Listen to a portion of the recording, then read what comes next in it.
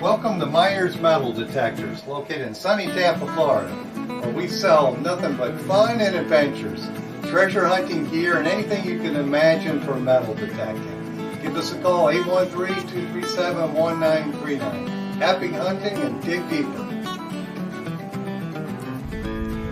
Live from sunny Florida, it's Treasure Talk. Welcome, folks. Welcome to another exciting edition of Treasure Talk. And we've got a wonderful guest tonight. And of course, I have to say happy Valentine's Day to my wife, Jocelyn. She's over here helping us. And Happy Valentine's Day, Jocelyn. Valentine's Day. And to all the ladies on this live stream tonight, happy Valentine's Day. And there's a bunch of them, I'm going to tell you. They all hope they all got flowers and candy. Yes. And I all guess kind of good stuff. I got Philip. I don't need any of that. yeah, I guess we should say happy Valentine's Day to the guys too. We don't want to discriminate. So happy Valentine's Day to you too. They're going to worry. Yeah, okay. Okay.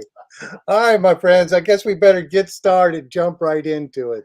So let me go ahead and read the spiel here. Today's show was brought to you by your friends at Myers Metal Detectors, and the views, thoughts, and opinions expressed by the Treasure Talk guests and members belong solely to the guests and members and not necessarily to Phil Myers, Jocelyn Myers, Jeff Bonin, or Myers Metal Detectors. And I think I went through that really quick. I might have gone too fast and skipped a little bit, but that's okay.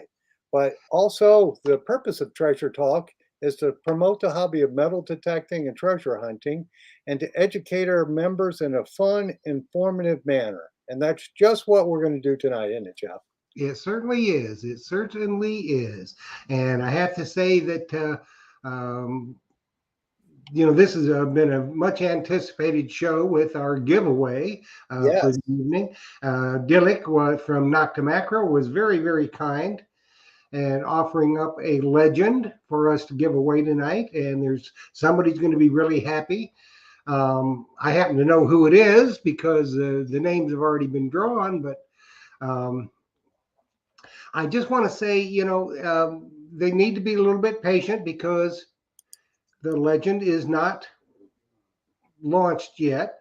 And, you, Phil, you'll agree with me here. I think there's been an awful lot of conversations around the legend, people bashing Dillick and Knock to Macro, and then they were bashing you and stuff because you didn't have the legend, and then when you look at the dais too, they were bashing you because you didn't have it, but here's the thing. I think y'all need, all you bashers out there, y'all need to climb up off Dillick's back and XP's back and everybody's back and just sit patiently and you'll get your detector. One thing about Knock to Macro is they've always tried to put out a good product. They sent it to the testers to see if it needed any revisions. They made some good suggestions. So, to go through all these detectors and make these revisions so it's perfect when you get it, if it takes a couple more weeks, take a chill pill. It's Valentine's. Go give your wife or your husband a hug and a smooch. Eat some of their candy. You'll get your detector in a couple weeks, But don't eat none of Phil's candy because he'll get you. Yes, I will. So, that's one thing I'd like to say real quick, Jeff, before we bring our guest on. With the legend and with other detectors, you got to let the manufacturers get it done right. Because I've seen a bad rollout and that company's no longer in business. Yep. So it's important that it's done right the first time. So you're not sending your detector back and having them update it or do something to it. So I say let them get it done. And the manufacturers I deal with, Deus and Knock to Macro, excellent companies. They have good products, and the new one is going to be just as good. Yeah. So, they need to just take a chill pill.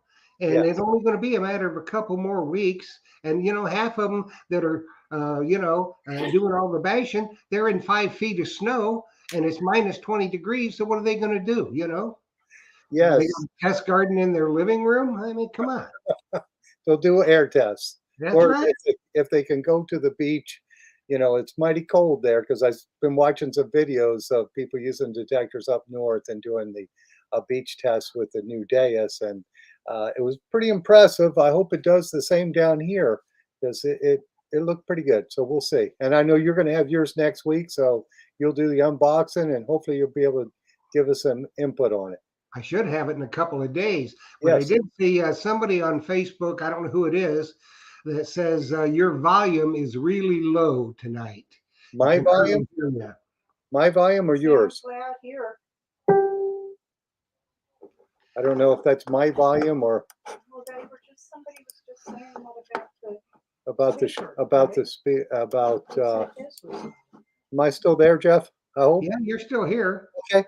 You're All right. Cool. loud, Jack. So Fine. Maybe it's just Facebook. yeah, it might be. Might be Facebook. Yes, it might be. So hopefully they'll give us that comment and let us know. Somebody else on Facebook says volume is fine. Yeah, So Yeah, it can be different on each computer or streaming device, but hopefully we got it good. I did want to remind folks before we bring our guests on that the Metal Detecting Club here in Tampa meets Tuesday night, and our speaker is Steve Warner, and he's written the book, The Second Battle of Cabin Creek. So that should be an interesting guest that we have there. It's Tuesday night, and you could go to wsas.club on Facebook and the internet and pull up the address and all the information on that. So I just wanted to get that out there because I'm a big supporter of clubs, and they'll have a good time. And yes, my friend Joe Busy will be there too. So hope to see you there. Anyway, I'm ready when you are, Jeff. all righty. So everybody, y'all know this dude. He is a really good friend of ours, a very, very knowledgeable detectorist. He's got a whole group of guys that he hunts with regularly, and it won't be long, and you'll be seeing them on Treasure Tales. The whole group will be together. So that ought to be a hootenanny and a half. That'll be on Treasure Tales coming up in another month or so. So he was kind enough to join us tonight to he was a tester on the legend, so maybe we'll get some good information here. So let's bring on our good friend Jason Bazuki, the quarter hoarder. Hey, what's going on, guys? Hey, Jason, can you hear us okay? I can hear you. It's a little quiet on my end, too, but I can manage through. Okay. I wanted to ask you, Jeff, you kept saying people should take a chill pill. I think they're over the counter, too, so don't be shy on going picking some up. That's right. Send them out. You don't need a prescription. I mean, it's you can get a rosé chill pill, a Cabernet chill pill, a Budweiser chill pill, some kind of chill pill. Just take a chill pill and get up off Dillick's back. She don't deserve the bashing that I've seen her have to take. It's just not fair. Welcome to the internet, Jeff. Yeah, I know. Yes. I know. Just and and Phil's getting it too. And it's how what can Phil possibly do? There's not. I see it. I don't get involved in any of the internet drama because it's a no-win situation. We live in a world now, Jeff, where everything is instant gratification. You want food, you call Grubhub, it's there. You want a new stovetop stove, you buy on Amazon, it's there the next day, if not the same day. Yeah. So people have become impatient. And you're right, you got to sit back and just kind of wait. We're all human beings. Do you think there's anybody in this whole equation that doesn't want to get the machines out and in your hands? It's life, so what are you going to do? You just got to wait. And like I said, half of them are buried in snow and it's 50 below zero. So what are they going to do anyway? Right. So, but I understand, they want it, and I'm glad they want it. It should be an awesome machine doing the best hobby in the world, and it's coming. You just got to hang tough. Yep. It won't be that long. Maybe 2 weeks tops, probably. Don't even put a date out there, Jeff. I don't know. What's the matter with you? Yeah, don't. It'll be this year. It'll be this year. I tried to tell people because I have it on my website. Say, listen, I've had it on there for a month or two. I said, don't buy them yet because I don't want you to get mad at me when it doesn't come in, when they think it will. Because there's so many factors involved in getting products from Turkey here. It is, especially with COVID and all types of disruptions. So I always tell them, don't buy it. Wait till I tell you online here that we've got it, and then do it. by all Yeah, means. I'm sure no one's more willing to get it out than the company is, but they Yeah. want to make sure it's right. And I give them a lot of respect for that. Why rush through and then it's not as good as it could be? Right. And then have to take it back and have people, rah, rah, rah, rah, rah, rah, rah, rah, it just Absolutely. it's not worth it. So we've already got some questions, so we're going to jump right in it. Jason, for the folks who don't know, because we've got one question already, where are you located at? And also tell us how long you've been metal detecting and what the temperature is where you're at. What's he drinking? Well, in my house, it's about 72 degrees. I like it comfortable. Outside, it's a little cold today. It's not freezing cold, but it's probably in the, maybe high 20s tonight. The ground's been frozen for about 3 weeks, which is pretty rare. I mean, the last couple of years, we've been able to get out almost every weekend, and the ground hasn't been frozen. But we've been going through a little cold spell up here. I'm in New Jersey, Philadelphia area. So it's been frozen. We've been fortunate enough where one of the guys I dig with, Dog Tag Doug, Mexican Doug, Jane Fond Doug, he got an incredible permission last year that is sandy, sifty soil, but it was a dump 100+ years ago. And we've been there maybe a dozen times, which is very rare for us. Usually we're one spot, we stick and we move to the next spot. But we found hundreds and hundreds and hundreds of cool things. I've put out at least a dozen videos. I call the place the field of 1,000 holes because we've literally dug probably 1,000 cool things out of there. So we've been fortunate where when 90% of the ground's been frozen, this field, because of the soil, has remained soft enough that we can get a shovel in the ground. Awesome. So right now you're frozen, but that field isn't. So that's pretty cool. And by this weekend, I looked at the forecast. I see a couple, I think one day, like Thursday, it's supposed to hit almost 70. So I think this weekend we're going to be in business. Yeah. Yeah, that's what it's been during the day here. I think it was close to 70. And now it's probably 60 outside. So Well, you're living on the equator, Phil. I'm up north and it's cold up here. well, I grew up just a little south of you in Baltimore County. So Oh, okay, yeah. yeah, so I know the weather up there. It can actually get hotter than it does here. Well, that's got to be rare because it's usually, maybe in the summer, it's terrible. Yeah, the humidity was high around Chesapeake Bay, and it got really hot sometimes. Yeah, it can be hot, and then you get a lot of smoggy heat from the city coming over. And Right. there's been some rough days where we were sweating like pigs in a total stranger's backyard. You just feel disgusting. Yeah, when it gets 90 degrees here, we're guaranteed for a rain shower. So Every day. Yes, for sure, every day for at least a half hour. In the summertime, you can almost set your clock by it about 1:30 or 2 o'clock. It's rolling through. So I guess I've got some questions from Ivy Neal. He's saying, ask Jason to talk about his amphibio settings. Well, my amphibio settings, my amphibio's over there, actually. I just got it back not long ago. I had to go get a battery replacement. Geez, I like that. I like a lot of the settings on it. I usually run it in 4-tone. I like 3 tones on most machines. It just makes it simple. But I like to isolate nickels and make nickels a high tone so that they really stand out. So I usually run it in 4-tone. I run that iStat at 0. I find it gives an interesting attenuation to your tone.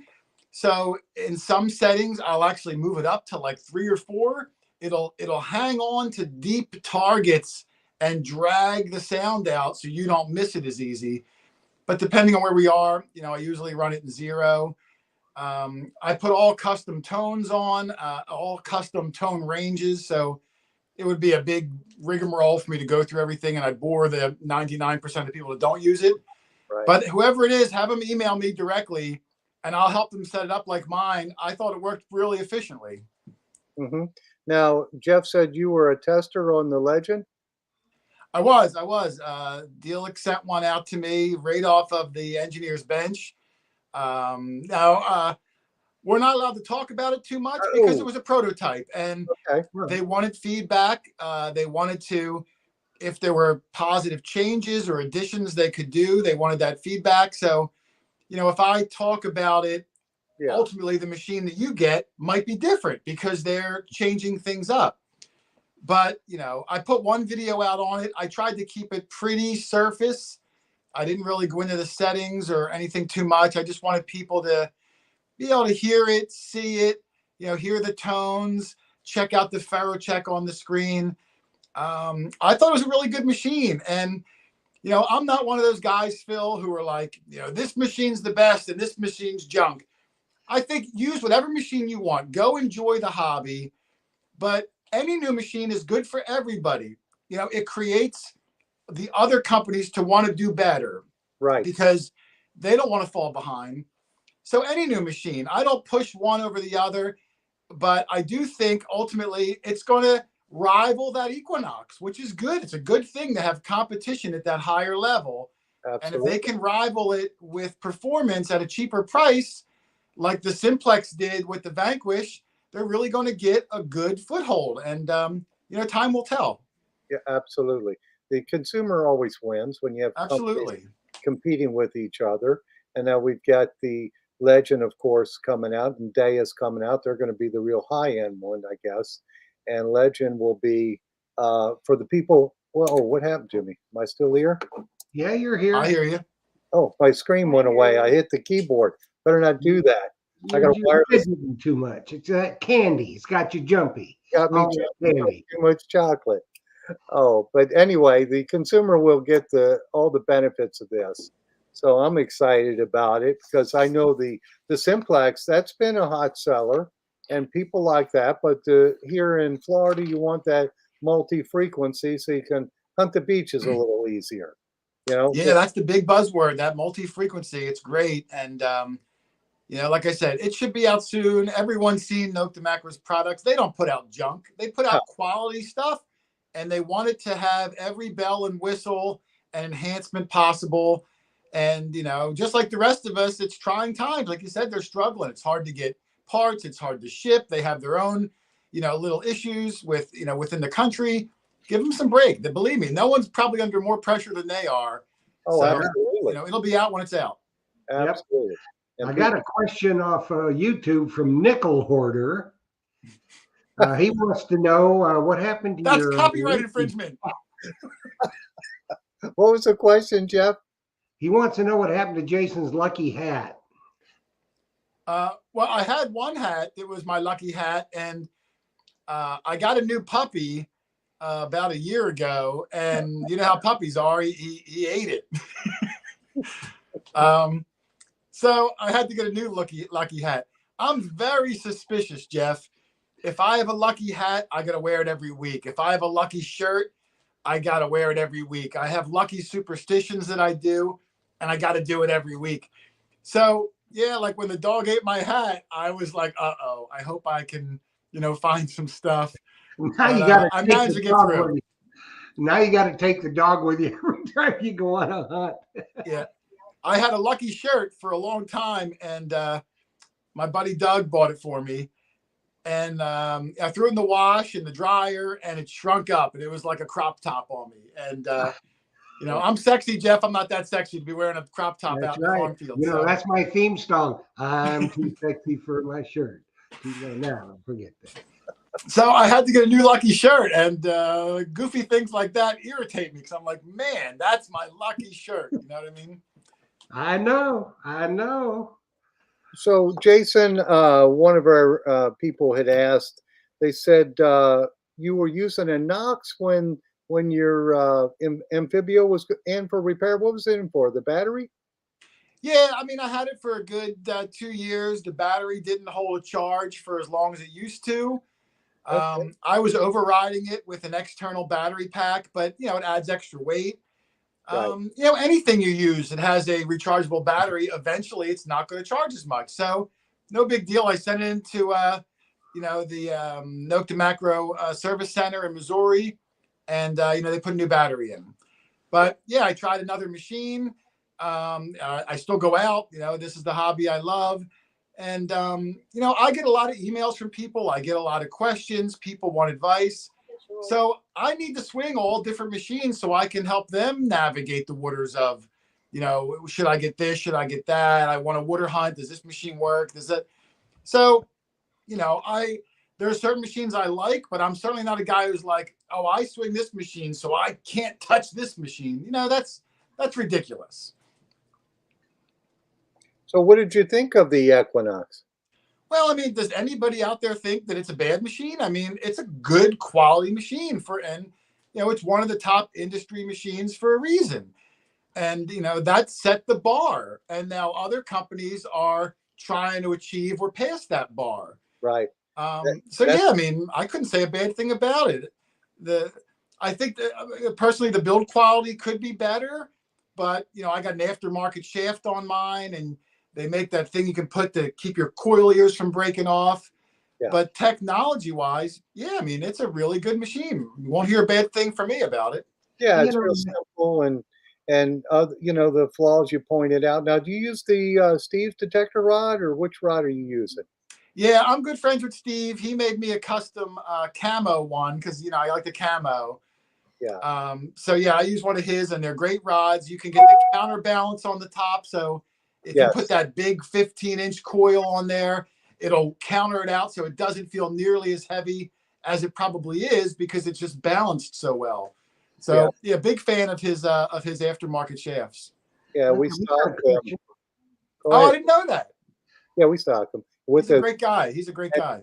And the camo one. So if you want the same rod that Jason has, we've got it in stock with the counter one. I got it over there. I don't know if they can see it against my curtain, but yeah, and he's going to make a pink one too for breast cancer. Yes, he made it already. We gave one away to Allison Walker up in Canada, and we presented it to her live in one of my videos because if you know Allison, I mean, there's no one more deserving than her. Everything she does for breast cancer and for her community and metal detecting in general with her ring finding that she does. There was no better candidate, and it felt really good to give something back to her because she gives so much to everyone else. Yeah, she's great. And then we've got a couple other good friends of our show, Excalibur Shovels. He just debuted the Palisades Pink Excalibur Shovel and the Merlin, which is the travel shovel, and Palisades Pink. And then our good friend Dan Nelson that makes Dan's Lanyards is just coming out with the pink lanyard for breast cancer, and he's going to donate part of every sale of every pink lanyard to breast cancer. So, a lot of good folks out there doing some really good stuff. And I do have a question, by the way, from Michigan Gems. They want to know, what was your first machine, Jason?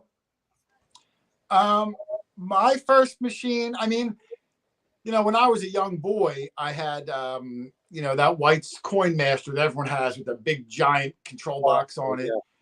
But I mean, I only had it for a summer, and then I ruined it because I was a kid. But as a grown up, when I got back into it, my first machine was one of the Garrett Ace machines. I think it was a 250, and I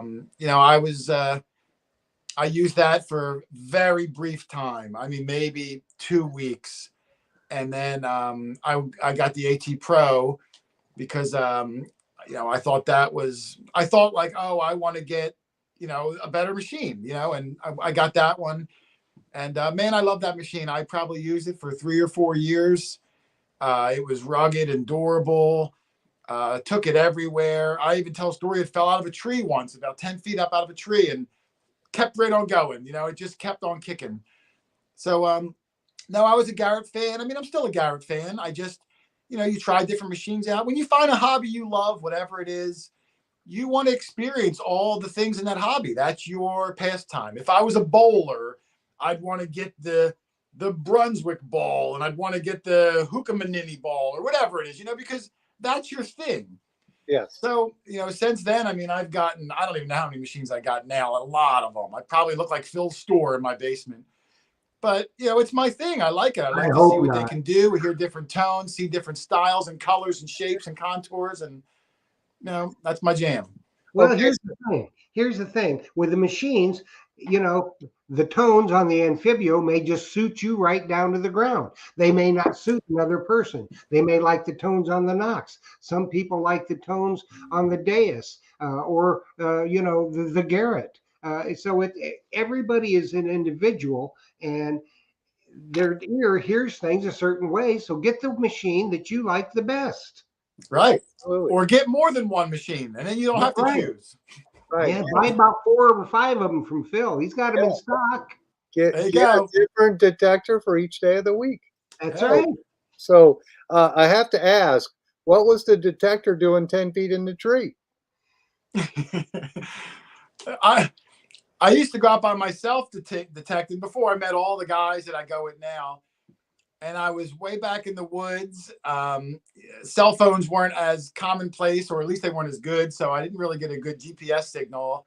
And I got lost. I mean, New Jersey's not like Alaska, but you can still walk a mile or two into the woods and not know which way to go. So, I wanted to climb up a tree and look around to get above the canopy. And I slung the detector over my shoulder. Keep it on a strap, and it fell off the strap and tumbled down, out of the tree. Okay. I just had to ask that one.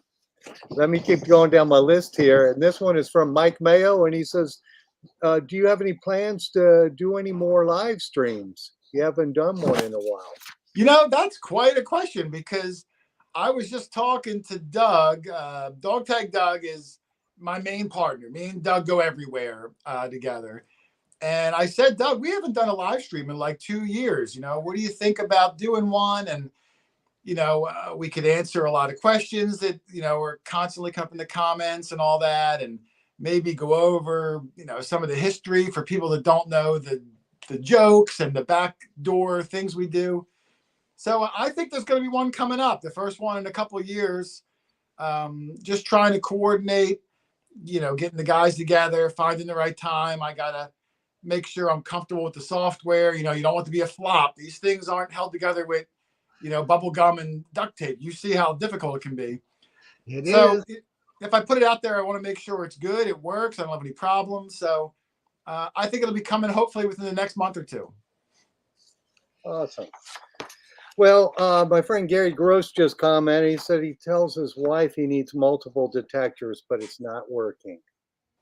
So, Whatever the detector cost, I usually cut that price in half and then minus $100, and that's what I told my wife I paid. He does the same thing. Oh yeah, you can never have too many detectors. And I always tell people, get a detector specific for the type of hunting you're going to do the most of, if you can only get one, or get a multi-purpose detector that you could go anywhere. And it sounds like the Legend is going to fit that bill really well, especially the 2-coil version. Because I always like to use a smaller coil. How do you feel about your coils? I change coils a lot. I mean, every machine I own, I try to get a small coil and a large coil. I love them both for different reasons. When we go in the big open farm fields, I want to put the biggest coil on I can put on, Phil. I mean, 15, 17 inches, whatever's available, because I want to cover a lot of ground, Right. And then when we do houses and areas that are trashy, I have a small coil I like to put on and try to fight through the junk and hear the good signals, or get up real close to a fence and not, be able to still use the machine. So I'm a big fan of multiple coils. I usually wind up picking them up for all my machines anyway. Yeah. So it's nice they do offer a package that's all encompassing like that. Yeah, it is. It's real nice. Now, on your Amphibio, what is your small coil size that you run on it? I actually have 5 coils for the Amphibio. Okay. Nokta has such a big selection of coils for the Amphibio, which I believe all of them also work on their old Cruiser. Right. So, they're compatible that way. I have the real small one. I don't know the model numbers, but the real small ovular one, which is a little too small for me. I just don't feel like I'm crawling like a baby. Right. So the next size up, which might be like a 6x8 or something like that, that's usually the small one I'll put on, and it's oblong. I like oblong coils because round coils I find just aren't as practical for the way I swing. I like to do a big open swing left to right. So a round coil doesn't really help me achieve any more ground because I'm going the full distance anyway. But elongated coil, now Yeah. I cover that head to toe more, and then I can take a half a step and go back. And it's also much easier to pinpoint with an ovular coil because you can do a tight wiggle up and just wait for it to hit the very tip and then go the other direction, and right where it's at. You don't even have to push that pinpoint button. Where a round coil, it's just harder to tell where your target might be, especially when it's deep. Yes. So whenever there's a selection of a round or the ovular shaped coils, I think is that called a concentric coil, I believe? It's probably elliptical. Elliptical, that's the word. Thank you. I always prefer the elliptical coils, so I try to snatch onto those if there's a selection. Yeah. And then for the Amphibio, their large coil, I think, is a 15-inch round coil. And that's the biggest one they offered. So, I grabbed that and I use that a lot in the farm fields. I actually have two of them because I had a problem with one. I had to mail it away to get repaired. I couldn't wait. So I grabbed another one. And then when I got it back, I got two of them. Right. Yeah, I use the elliptical coil a lot, 5x10 or 10x5, they might call it. And then I know the Simplex, they had a special where there was a 10x5 coil with it for Christmas, but that's over now. But that was good special with Yeah, and what a hot coil that was. I think it was the SP24 was the model number on that, and they were including it with the Simplex around Christmas time. And I'll tell you what, I've used that coil. It gets incredibly impressive depth for its small size. You could leave that on full time and you do really well with it. And it cuts down on weight if people have a bad shoulder or elbow. It's a really nice coil size. So, and to throw that in, that was incredible. I hope they do that special again. Yeah, that was a good seller for Christmas. And that's, Jeff has the Blue Spade Society, and that's with people who are slightly disabled and have issues with weight. And that's an easy way to lighten up a detector is to put a smaller coil on it. Absolutely. Even though the Simplex is pretty light anyway. Yeah. But that was an easy way to do it and make your hunt easier when you have different issues you have to deal with. Well, I got another. Allie wants to know, Jason, what coil are you going to use with your new Legend? Well, I haven't thought about it yet. I guess when I was testing it, they only gave us the one coil, which I'm assuming will be the stock coil. I think it was like an 11-inch coil. I didn't measure it. Mm-hmm. When we were testing them, there was no booklet. There was nothing to go over the specs because it hasn't been written yet, or wasn't at the time. So, I'll use the stock coil. I'm not opposed to a stock coil, but it depends on, like I said, where we are. I'm not going to put a little coil on if I'm in a 100-acre farm field, and I'm not going to put a big giant coil on if I'm detecting in a dump. So it really depends on what spot we're at that dictates what coil I'll use. But it's nice to have the selection. If I'm taking one of the machines with me, I usually pack both of the other coils in a big duffel bag along with everything I bring. I always bring an extra pinpointer. I bring an extra machine in case something happens to one. You don't want to drive 2.5 hours and if you have an equipment issue while you're dead in the water. So I bring spares of everything so I can enjoy the day and I'll deal with problems later.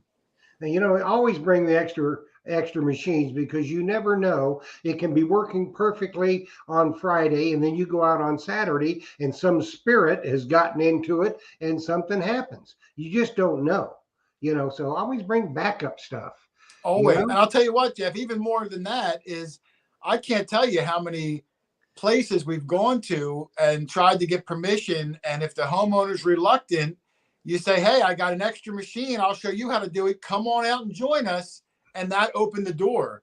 So, why not? I throw it in the back seat. And if I need to utilize that, I gear them all up, give them a pinpointer, give them a shovel, and they're right out there with us. Yeah, and here's the thing: if you're going door knocking, you don't know where you're going to get a permission. So if all you got is a big giant coil and you're hunting somebody's yard, there are going to be a lot of really good places there that you're not going to be able to get that coil in. So if you're carrying another smaller coil, bing, there you go. You're in like a burglar through the upstairs window. That's where burgers go. Sometimes. Okay. Well, since we're talking to coils, we got a question from Tom Becker. He's asking, have you compared the new Knox Coil Tech 10 by 5 to their 6-inch coil? Have you used either I one of them? haven't used any of the coil techs on the Equinox, so I couldn't answer any of those questions. They were real high demand. They were hard to get. I'm saying maybe, They still I are. don't know, 3-4 months ago. So I didn't even inquire about them. Maybe they're better now, Phil. You would know if they're still hard to get or No, not. I no. just I don't have any experience with them, so I couldn't answer anything. Have you used the 6-inch on your Equinox? The little hockey puck one, I Yeah. did that. It's too small for me. I guess when I say a little coil, I want it to be small, but that one is so small. I just feel like I'm going to get out of the car, and 8 hours later, I only moved 5 feet from the car. You know what I mean? I'm so tall. I'm a big guy, Phil. I'm really tall. I'm big. So that little coil on, it looks like I have an Oreo cookie on the end of a toothbrush. And I just feel like, man, I'm never going to get anywhere. So I want a small enough coil, but still I want it big enough where at least I can take a quarter of a step forward, with each pass. And the 6-inch one just doesn't work for me. It's too small. Absolutely. All righty. Well, that answered that question. I've used both of those coils, and they're both excellent. But like you say, the 6-inch coil, you are moving your arm so much, and the 10 by 5 coil tech is nice. It might be a hair deeper, but I think it's easier to swing it. Because I'm tall too, and you cover more ground faster. You're not feeling like you're whipping your arm as much. Yeah, I'd like to try the one. I'm glad you reminded me. Maybe I'll pick one of those coil techs up. I hear good things about it, and when people ask me questions, I like to have some background on the product. So I'll see if I can get one of them. And better take some Oreos with you. Just slip a bag of double stuffed Oreos in your backpack. And I just had a question here. I can't remember who asked, but they had said, "Explain your banana." Oh, my banana. Well, that goes back to my superstitions, Phil. Earlier years back in my detecting life, like I said, I went by myself, and I would get hungry. You're out there all day, and I was in the woods, and I used to bring bananas with me. I still do, because your hands are all dirty and muddy, and I don't want to grab a ham sandwich. A banana's got a handle on it. So, I ate the banana, and I don't like littering. I like to take all my garbage with me, but I didn't want to carry around a dirty banana peel. So I figured I'll bury it in the ground. It's all natural, right? It's a banana peel. And my next hole was a barber quarter. And then the hole after that was another barber quarter. So, I said, you know what? Maybe the ground was just so thankful that I gave it something. It gave me something in return. So I've been burying a banana every single hunt ever since. It's superstition. If it works, you got to keep doing it. Hey, if you score 100 points wearing purple underwear, guess what, Phil? Next game, you're going to wear those purple underwear. Yes, I am. All right. So we have another question. This one's from IB Neal, and he says, "Ask Jason if he feels like the amphibio shaft seems short, or are you using an extended shaft?" Yeah, I do use the extended shaft. I mean, like I said, I'm tall, you're tall. It depends on how tall you are. It does extend out far, but I had to extend it so far out, it was nearing the end of the shaft, and I was sensing some wobble. So, they do make the extended shaft. I picked that up. It probably gave me an extra, I don't know, 10 inches of length, 8 inches of length. So that's what I use now, the extended shaft on that, and it solved the problem perfectly. Yeah, I like the extended shafts too, because I'm 6'3", Yeah. and I feel like a lot of the detectors are like an inch or two too short for me. Yeah, they're right at the cusp, and for it to be comfortable, you're at the max extension, and then you feel a little bit of wobble, and nobody wants to feel wobble. So, yeah, the extended staff on that Amphibio was great, and it was cheap too. I mean, it wasn't like an expensive part. Yeah, I think the I know for the Simplex they have a extended one. I don't know if it's the same or not. I know I have that one in stock, and I think it's right around $29. If Yeah, I'm it's in the 20s, low 30s. I think the Simplex one's different because I think the Simplex shaft in general is not quite as robust.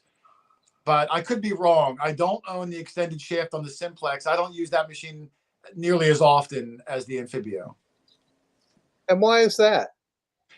Well, the one guy I go with, Dog Tag Doug, I kind of gave him the Simplex so that he would have an extra machine with him at all times.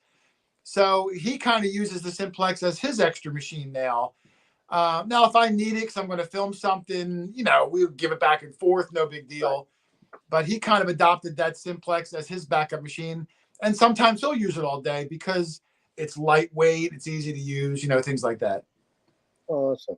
Okay, so let me go to my next question here. And we talked a little bit about this, but John David, a friend of the show and the Blue Spade Society, I think founding member, huh? Huh, Jeff? Yeah, that's who we invented the Blue Spade Society for. He is the poster boy.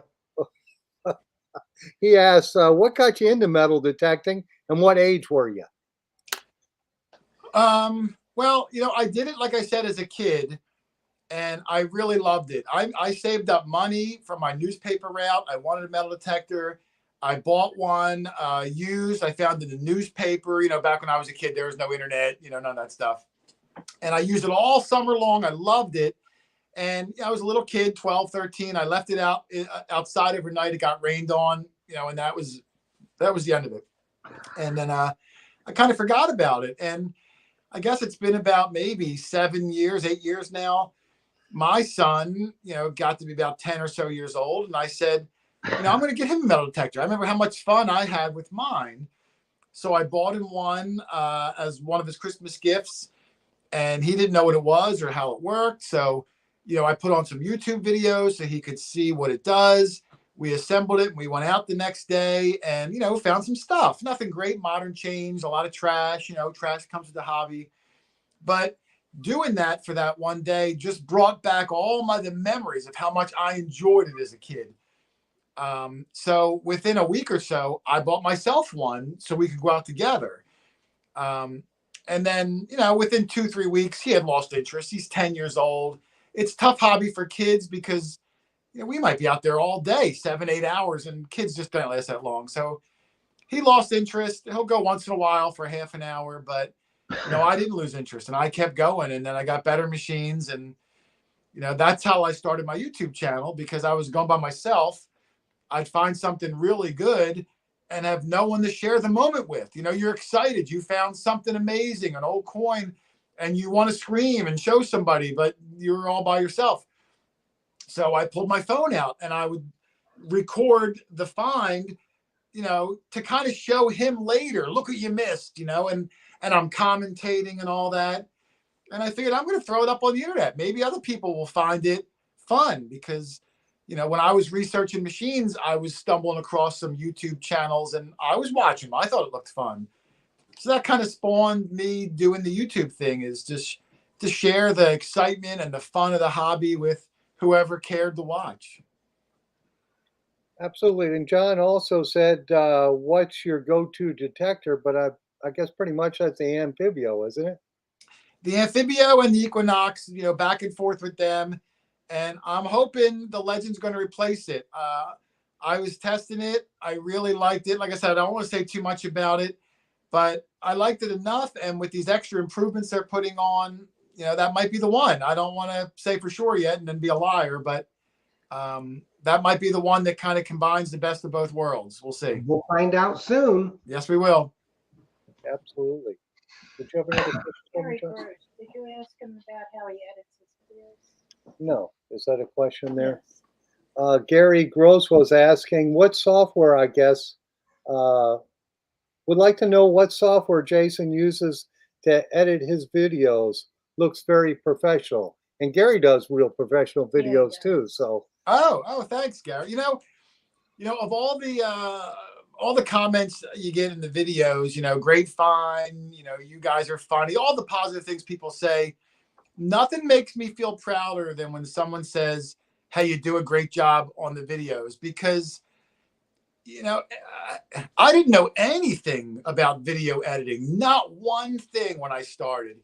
And, progressively over time, you try different software, you get more comfortable, you investigate every little setting and see what it does, and you test it and trial it. And, I'm not saying I'm Steven Spielberg now, but for the format of videos I put out, I've really kind of got a knack. And if I envision something that I want it to look like, I now have the know-how to make it happen. And I take a lot of pride in that. Like, that's the artistic part of doing the videos, and I really enjoy it. So I appreciate anyone even noticing things like that, because most people just assume, I hit record and then I posted it, but you have no idea. Countless hours every week. I mean, maybe 10, 15 hours go into a 20-minute video because I want it to be perfect or as close to perfect as I can get it.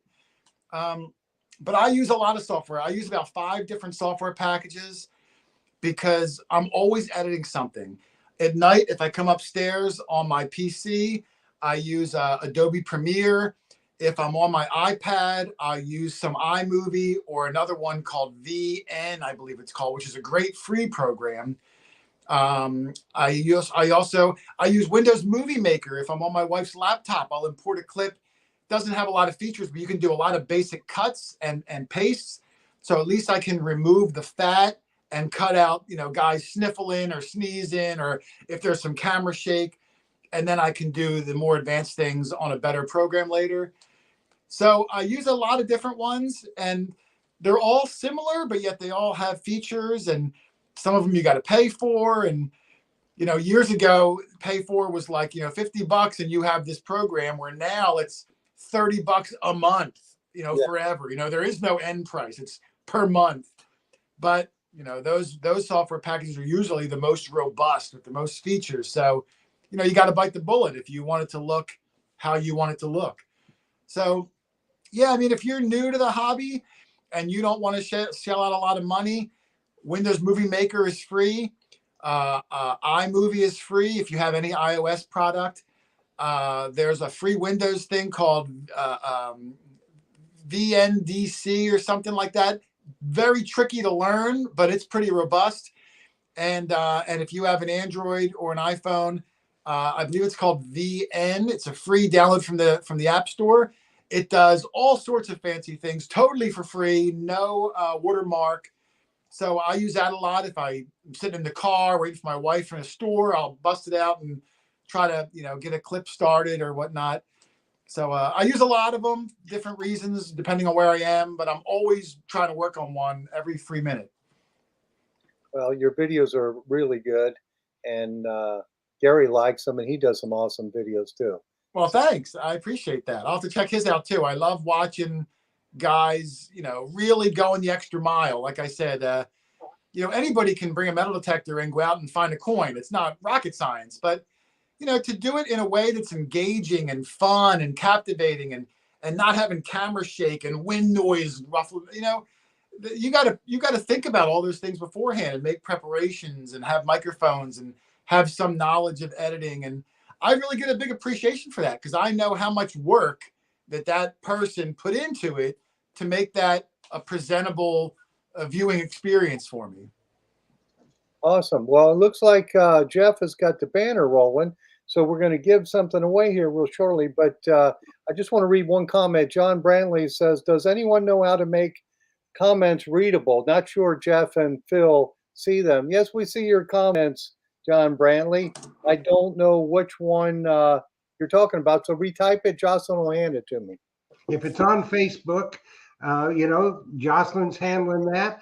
Sometimes, when there's 200 and some people like there are in the chat tonight, it's hard to see the questions. That's why I post a place for questions on the Facebook group page. But we do the best we can to get the questions answered. So, yeah, because it's tough with Jeff and I to watch a live stream, watch all the questions roll through. So my wife is on one Facebook, I guess, group.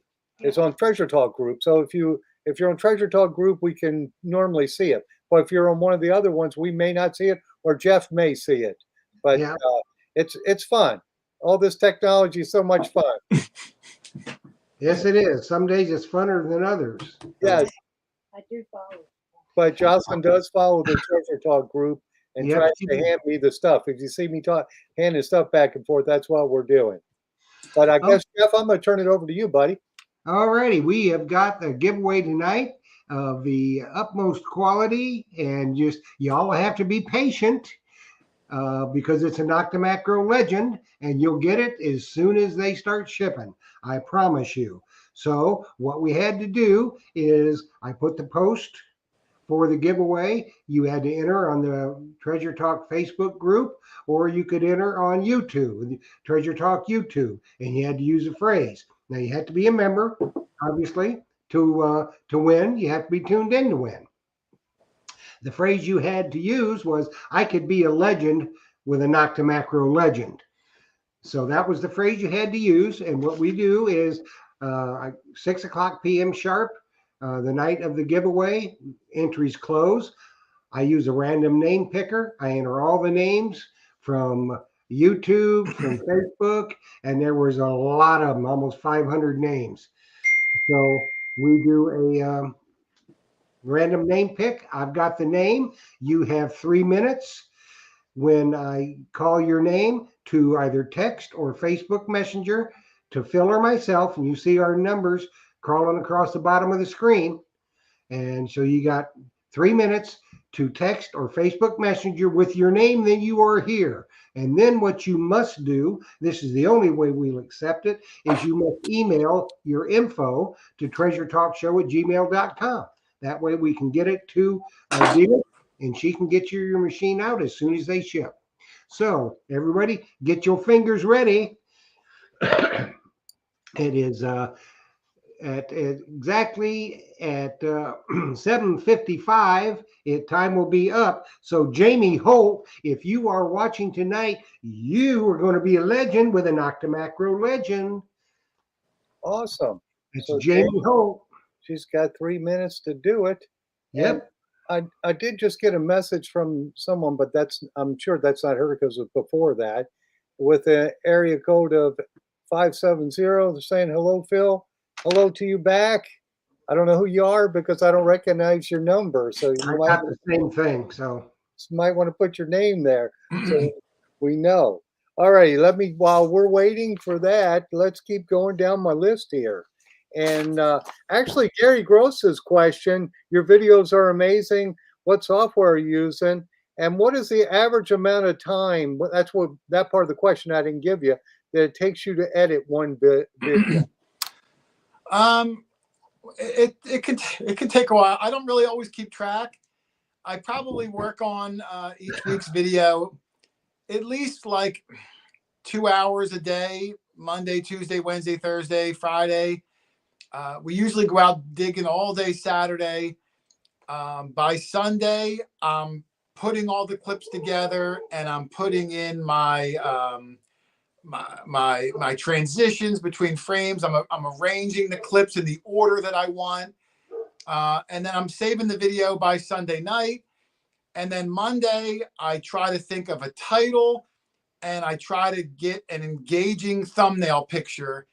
I tell all the new YouTubers, I say, look, your video can be garbage, but if you have a good title and a good thumbnail, people are at least going to click on it. And then your video will either keep them there and maybe they'll come back, or they'll leave and forget you.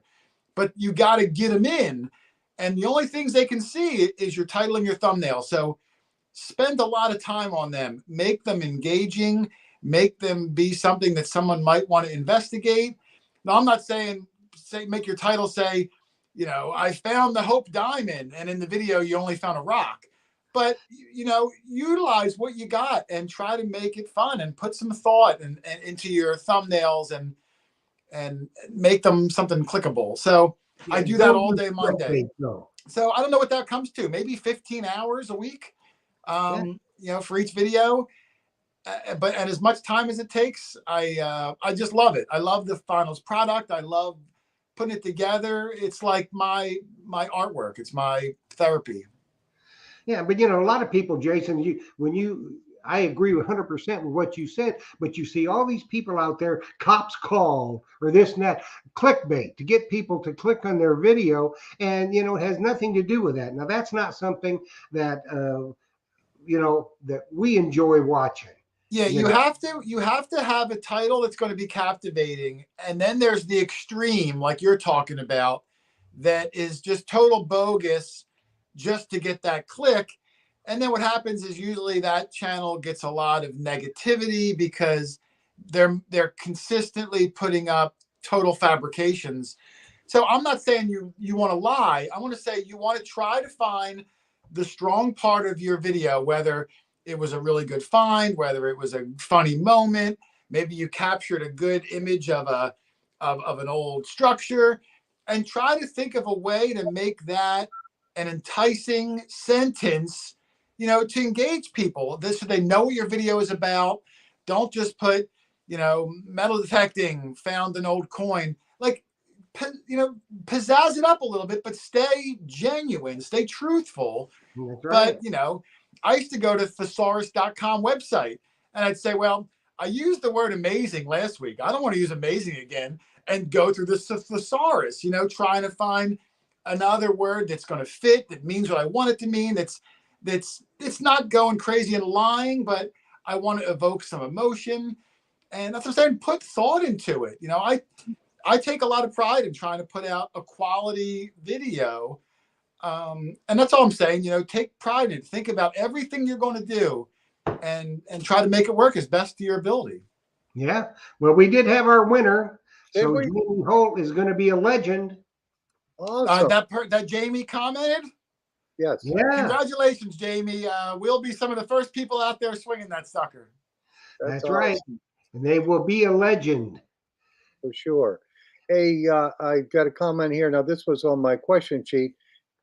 Tim Naylor, the Mumbles man. Besides Dog Tag Doug, what is your most unusual find and your favorite find? The Dog Tag Doug is an unusual find, I'll tell you that. It might even be in the comments. I told him to come in. I can't see any of the comments. We found some crazy things over the years. If anyone's watched my channel for a while, because it's been years now, I found an old witch's spell jar, which was definitely the oddest, strangest find I ever found. And then I did a whole separate video of opening the jar and pulling out all these crazy, weird, wacky things. And people from the witch community were commenting, helping me decipher what everything meant. And, it wasn't a treasure in the sense of the word that there was any value to it monetarily, but I found it fascinating that everything in that jar, this person thought about and it made sense to them. And I just thought it was an amazing find. Who finds a witch's spell jar, in the ground? So that was probably the strangest, oddest, most unique find that I'll ever find. See, if Doug would have found it, he'd have tried to put a spell on y'all. He would have tried to drink out of it later, Doug. Probably. Yes, probably. And he can hear us. He's putting comments in there. I can hear you. Okay, all right. Doug's a good guy. We do know that, Doug. So that's why we're saying it. Yeah, wherever I go, Doug goes. And like you said, I think it's in May. We're going to come back on. Hopefully the whole gang will be here. So your screen will be filled up with heads. Yes, it will. Because I like to think I dig with some of the best guys out there. We all get along, me and Doug and PA Pirate Paul and Charlie, the Heritage Relic Hunter, Just Silver Joe, Rich Van Winkle, Leroy the Fob Goblin. There's a new guy, Matt, who no one's even seen in the videos yet, who might become a regular. So many good guys. And, I try to make sure the guy is lovable and fun and no drama, because I don't want anyone to watch my show and be aggravated or hear something that's political or hear something. I just want it to be fun, relaxing, friends, interesting finds, funny banter. I want it to be downtime for people. I don't want it to be anything other than that. And no drama. Drama free. It's not Absolutely. a soap opera. Absolutely. It's all fun and finding the There's best. enough drama in the real world, so I try to give a 20, 25-minute escape. Absolutely. Well, Jason, it looks like we're getting close to the end of our time, aren't we, Jeff? We are. Okay, so let me just say thank you, Jason, for coming on here with us. And any parting knowledge for new people getting started in detecting? Just give us 30 seconds. Have fun with it. Don't get discouraged. We still dig a boatload of trash. Just because I don't show the trash in the videos, because that's not very exciting, don't be discouraged by trash. There's going to be good finds in there. Don't be discouraged if you knock on a door and you hear a no. The next one might be just as successful. The spoils go to the persistent person. You keep going out, you keep digging holes. You're going to get there. You're going to find some good things in the mix. And then, of course, all the morals of the hobby: take your trash, don't leave holes, common sense things. We were out last week to a new spot, and there was dig holes open all over the place. And it's frustrating. It gives everyone in the hobby a bad name. So, don't be a slob. Pretend like you're at your own yard, wherever you are, and do the right thing. Absolutely. Have a little thing that we use for it's an insultinator. I'm blind as a bat. And it gives insults. It gives insults. I want to use that when I see people leaving holes everywhere and not doing the right thing. I want to use the insultinator. One day I have to play it on the live stream here. But anyway, I wanted to thank you for coming on here with us and helping us give away a legend. I thank Dalik from Naco Macro. Thank you, Jeff, and thank you, Jocelyn. Happy Valentine's Day. Oh, yeah, happy Valentine's Day. Absolutely. So I'll turn it over to you, Jeff. All righty. And we want to thank everybody. Thanks, Jocelyn, Phil, all the people that were watching, because if it wasn't for you, we wouldn't be doing this. And I want to thank Dillick. She is a tremendous individual.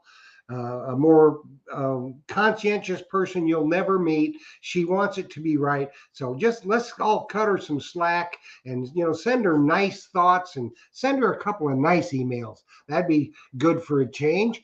And Jason, I want to thank you. We're looking forward to May when you have all your buds on. That's going to be a hootenanny and a half.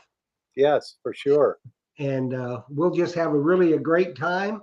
And, it just everything's going to be good. So pretty soon the legends will be here. Jason will be swinging his. Jamie Holt will be swinging one. And you never know, I might be swinging one too. So we want to thank Jason for stopping by tonight. As always, he's one of our favorites and everybody loves him. So we want to just say thank you, Jason. You done good. Absolutely. And I'll say one parting thing here. I'm going to read this off of the Facebook I've got on my phone. It's from Rick Tumbleson, friend of the show. It says, thanks for sharing your insights, Jason. It looks like there's about 10 like that. And a lot there goes back. Thanks, Phil, Jocelyn, and Jeff. As usual, an awesome show. So that's everybody's saying that. Well, I appreciate it. Nothing's better than kind words. And I live by that too, Phil. Treat people like you want to be treated. You'll never hear a bad word about anybody from me, and it's nice to get it back in return. Absolutely. That's right. That's right. Absolutely. All right. So we're going to end it. Thank you, and dig deeper, and happy hunting, guys. Thank you. Happy Valentine's Day, too. Happy Valentine's Day to everybody. I will see you.